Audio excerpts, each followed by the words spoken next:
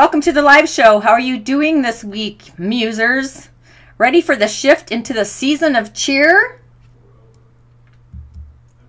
So the significant problems we face cannot be solved at the same level of thinking we were at when we created them. Albert Einstein. Love the guy, right? Have you browsed the corridor of my Musing Club or visited my YouTube channel? Engaged in the Nature Series podcasts? And better yet, are you alive and well? What do you think that quote meant? In a nutshell, it means the problems are created by limited thinking and solved by elevated thinking. Don't mind the chirping in the background. Elevated thinking actually requires change in our minds, our hearts, and our perceptions. But it also takes a lot of courage.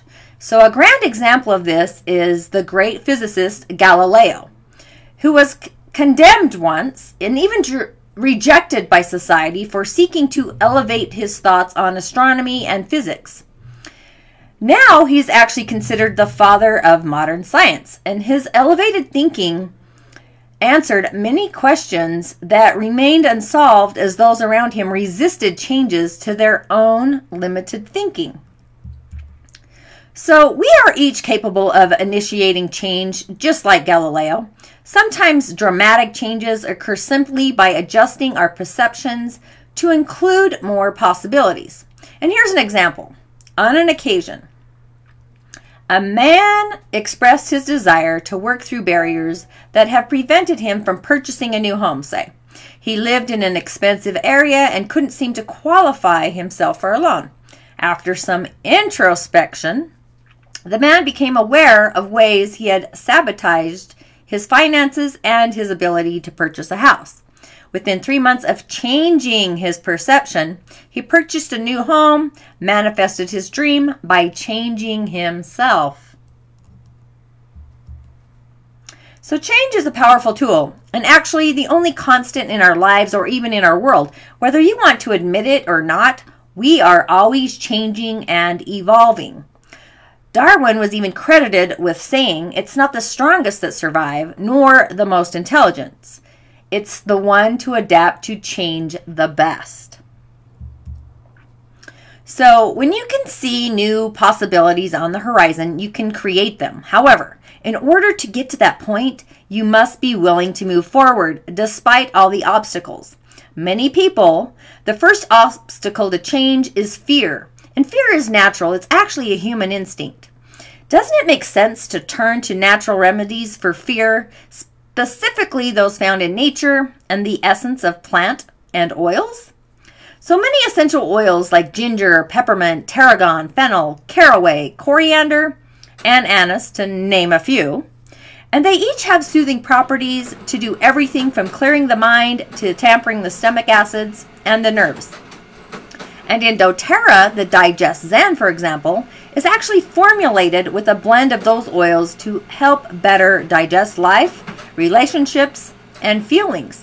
And you can use Digest Zen internally to support your body during times of change. Just 1 or 2 drops to 8 ounces of warm water, or drink tea and actually just drink it up. So, in addition to fear, physical challenges like panic attacks can also become obstacles to change. And big changes can leave you feeling short of breath, anxious, overwhelmed, and stressed. And sometimes these physical feelings can also prevent you from pushing forward with change. And when panic strikes, there are some specific essential oils and breathing techniques that can be applied to reduce stress and help you move positively to changing circumstances. The Balance of Being, my online course, has a module for breathing to assist you with that as well. So I enjoy this application of applying lavender essential oil to the sternum in an upward motion towards the bottom of the throat, followed up quickly with 2 drops eucalyptus essential oil. Next, go ahead and place 3 or 4 drops of wild orange on the inside of your forearms. Rub them together. And this will do several specific things, like the lavender and the eucalyptus will immediately relax the chest and support deep breathing. The wild orange on the forearms will soothe the heart and cause better cellular oxygenation. But after applying these essential oils, take several slow, deliberate, deep breaths. And together, this process provides clarity and relaxation, leaving you free to choose a new way to react.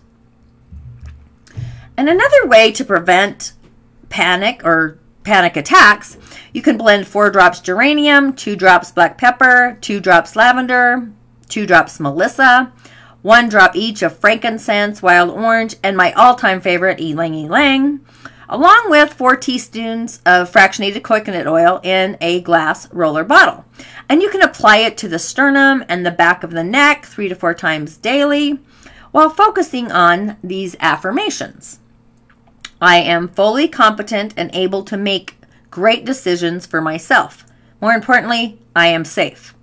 I am the only one thinking the thoughts in my head. Or I am capable of planning well and executing my plan successfully. So go ahead and give me a shout out. Let me know your comments and thoughts as we journey forward. So Mother Nature is very supportive of change and can be our best friend in times of transition. It's Mother Nature that is the master and a powerful creator of change. So take a walk in nature. It's often healing for those dealing with big life shifts. Most outdoor activities, even weeding a garden, can be relaxing and supportive. Physical exercise in nature, eating well, particularly lots of fresh fruits and vegetables, and getting sleep. A chance to balance yourself with the rhythms of the earth help all individuals to transition well during change. And you may expect a positive attitude is helpful too. When you focus on negative, your chances for positive outcome are reduced. And knowing this, doesn't it just make sense to stay positive despite potentially disastrous circumstances? Why not increase the odds of a happy ending by keeping a positive outlook? Wild orange and frankincense support a positive attitude. You can place a drop of each of them in the palm of your hand and breathe the aroma in deeply. And remaining amount on the throat or the back of the neck, and repeat it as often as needed. Patience. Trusting yourself and staying true to your basic values and purpose are also important. When big changes throw us for a loop, many people find themselves on destructive paths because they actually lose sight of who they are, where they came from, and where they're headed. There are essential oils that can help you with clarity and purpose. Frankincense essential oil combined with Roman chamomile and cypress is helpful for mental clarity and emotional stability. And it takes courage to change, and there are at least 3 types of courage. Mental courage, where strength to venture, persevere, and withstand difficulty or fear. Physical courage, which is strength in the face of physical pain, hardship, death, or even the threat of death. Moral courage is the strength to act rightly in the face of popular opposition, shame, scandal, or even discouragement. And by applying courage to life's transitions, you'll be better equipped to move forward in a happy, more eventful way.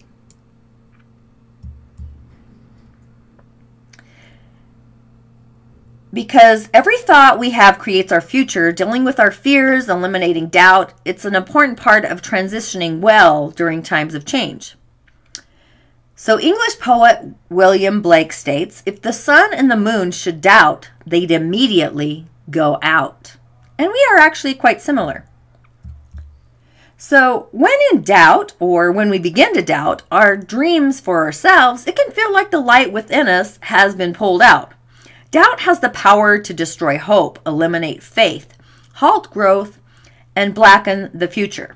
And on the flip side, a healthy amount of questioning can also bring wisdom. The important thing is not to stop questioning, Albert Einstein. Questioning can be good because it leads us to examine ourselves and even our dreams. And the answers you receive when you question your motives and your processes can be productive and help you determine that you are on the right path. Questioning helps reassure that you've selected dreams that actually support your highest good, your life purpose. So once you've resolved your goals and are solid, productive, and worthy of your labors, doubt can become a destructive voice. And when this happens, respond kindly to yourself by listening, learning, and replacing doubts and fears with positive, productive truths. So when you pay attention to the destructive, doubting voice, you come to understand more about yourself. And what you learned may be invaluable because you can't change what you don't know, and coming to understand the reasons you doubt yourself is important. Next time you start to doubt or question, listen to what those doubts are saying. And to help clear your doubt, you can use ylang-ylang, grapefruit, or even add some white fur, and make several drops of each oil together and apply them to the sternum in an upward motion towards the top of your throat.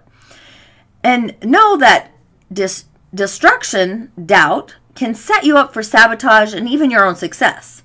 So choose instead to uncover and conquer those very fears that are preventing your success. I love to challenge my fears.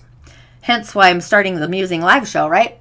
And eventually you'll see me live. I just haven't figured out that techie aspect quite yet. So healing fears and false core beliefs by understanding what is true enables us to replace our lies, like we're bad or not good enough, and with healthy beliefs like I am worthy and deserving. And having healthy beliefs breed healthy thoughts, and positive thoughts help us turn dreams into reality. So remember, the body and the mind is very similar to a powerful high-tech computer. And running old software or running and rerunning old thought patterns and beliefs through the brain or the mind leaves us limited to the capacity of that old pattern. So if we want to change, and if what we want is something different than what we have or something different from what our families taught us to have, we must learn more about our programming and possibly replace it with newer, more productive, and even accurate information. We got to upgrade ourselves. So, in a quiet place inside the mind and the heart rests a still, small voice, an inner knowing genius.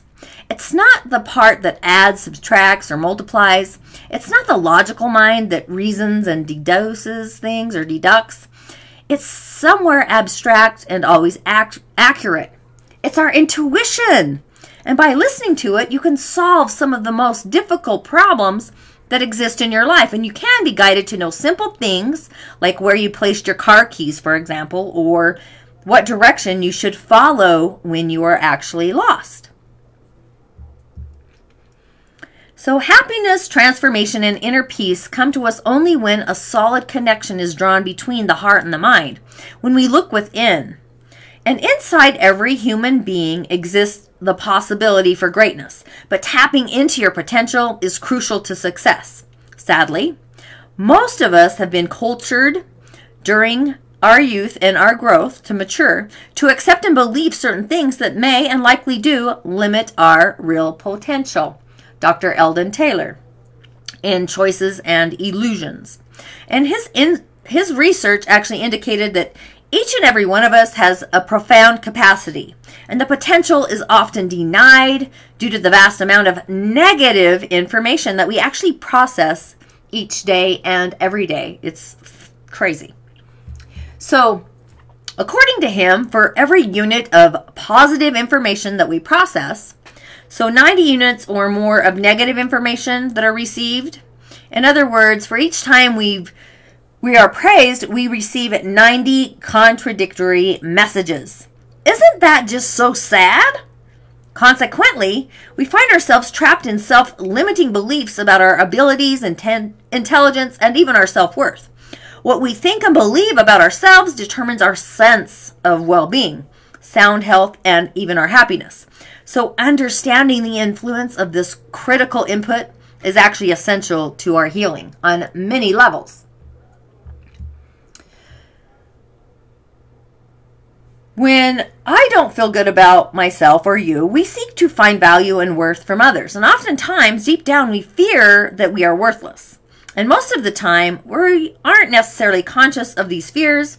But even then, they guide our behavior by pushing us to want and need the approval of others and leave us desperately fighting to comply with the rules of our social conditioning. So if we are caught in this cycle, we might be afraid to emotionally connect, to feel, or even to have real value because we fear we might discover that we're worthless, which is actually a huge illusion. It's an indication of our participation in the cycle, and it's actually easy to recognize. If we're judgmental and unjustly critical or harsh towards others or even ourselves, or we find it difficult to connect in loving relationships, at some level, we are blocking our divine, our inner connection to truth and wellness, or the Great Spirit, or whatever divinity you want to connect with. But on the opposite side, if we easily modeled charitable love both towards ourselves and others, we actually find it easy to connect in healthy relationships, learn, grow, give, and even receive. And chances are our minds and hearts and our emotions are connecting in positive ways.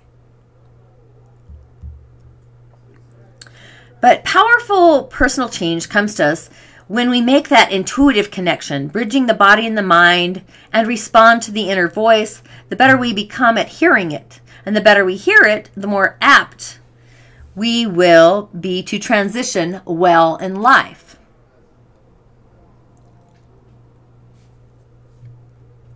Somewhere I think I got off my tangent here. Let's see. So, to uplift or support an intuitive connection, you can blend 4 drops frankincense, 2 drops lavender, 5 drops wild orange, and a drop each of clary sage and peppermint, and you sweep those around your body and your core, along the sternum and along the throat to the bottom of the chin, and along with saying affirmations like, I trust myself to listen to the intuitive voice within more consistency. There's my little Dylan. And of course my chirper's going off. Don't mind that. Here we go. So as human beings, we actually have the power to choose our responses in every situation. And our responses are individual. So Stephen Covey shared the following in his novel, Healing Your Family History. So he said, while on sabbatical many years ago in Hawaii, he was wandering in a reflective state through the stacks in his library. And he says, I pulled from the shelf a book containing 3 sentences that profoundly affected many aspects of my life and particularly my work. The sentences, he said, are these 3. These 3 sentences that profoundly affected many aspects of his life and his work. And these sentences are, between stimulants and response, there is space. In that space lays our freedom and power to choose our response. In response lays our growth and our freedom. I reflected on the sentences again and again. He goes on to say he could hardly think of anything else for a period of time, and he realized that between anything that has ever happened to us in the past, such as our genetic makeup, and our current circumstances, is a space in which we can choose to respond. And the outcome of that response can bring freedom and growth. Even though intellectually he understood this idea, the emotional force gave him both an exhilarating sense of freedom along with a fearsome sense of responsibility. So, the gap between stimulus and response, we have the powerful opportunity to exercise agency. And agency is the ability to think, reason, and change. And it's our most natural response to react according to instinct and prayer, conditioning, as though we were animals. And the animals don't share our freedom of choice, intelligence, and the capacity for transformation unless we allow the soul, that human part of us, to guide us in the commitment to change. We might struggle to change our patterns and our behavioral responses. So, supporting our ability to release our natural man instinctive programming are essential oils such as sandalwood. Its chemistry actually writes new information and patterns for our cells. Lime, which allows us to change with positive expectations. Grapefruit, which helps us to resist old patterns. And frankincense, which supports the balance between the heart and the mind. So if you're in a place to facilitate letting go, blend 3 drops frankincense and geranium with 2 drops each of myrrh and rose, along with 1 drop helichrysum and a teaspoon of fractionated coconut oil, and you can put it in a glass roller bottle. You can dab it on your forehead, your neck, and your temples, and repeat these affirmations. Just choose one that resonates with you. I am accepting change as they come. I am focusing on the great things that lie ahead of me. I am letting past hurts stay in the past and focusing on forgiving myself along with others. So, though there are examples that we impact others in both positive and negative ways, if you ask yourself questions like this, how do I get my spouse to change? Or how can I help my children to change? Setting an example is not the main means of influencing another. It is the only means. Albert Einstein. Ultimately, it's those examples that we impact those we love, and there really is no other effective way to lead, teach, or even to train. So that makes us living examples for good or for bad, and it's easy to forget the lasting implications of our examples. Most of us don't think others are watching or believe that others notice our actions or our responses or the things we might privately be stewing about. Now, remember, much of what we communicate is nonverbal. That means it doesn't really matter what we say as much as it matters what we do, think, and believe. And every part of us is communicated in some form or fashion. And so to truly influence others, we have only one course of action: to focus on ourselves and our own responses. So, what you do rings so loudly in my ears that I cannot hear what you say. Ralph Waldo Emerson. So as living examples, we have the opportunities to support growth and change for those we love. And one way to do this is to seek to find the good within ourselves and model healthy self-worth. And when we do this, we find we're less critical, we're more accepting, we're even kinder to our family members. So to influence others further, we can see the good in those we love, and we can often put them right out of our family members, like uplift them by continually casting our negative perceptions upon them and focusing on the positive. And when we set the tone for our relationships, we can literally guide our interactions and craft them to be loving and kind by holding ourselves in a higher light and then directing others to see us and themselves in a positive, uplifted way. So supporting our ability to feel good about ourselves are essential oils like lemon, bergamot, ylang ylang, my favorite, and basil. And you can actually apply them to the core while focusing on heartfelt positive intentions. And when you want to positively influence others, apply those oils on your throat area and on the bones, the back of your ears. And we can influence those we love by modeling kindness and love.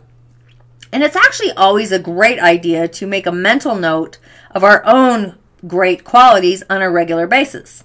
Then it actually becomes easier to focus on the positive characteristics of those we love. So pay attention to how your example influences positive behavior in your world.